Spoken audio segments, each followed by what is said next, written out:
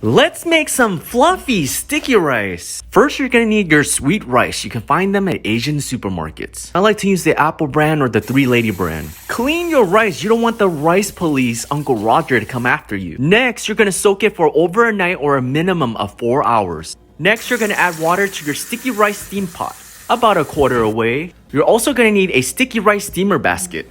You can find these on Amazon or at Southeast Asian Market. Next, strain your rice. Be sure to get everything. Let's steam cook it for 10 to 15 minutes. Cover it with any kind of lid.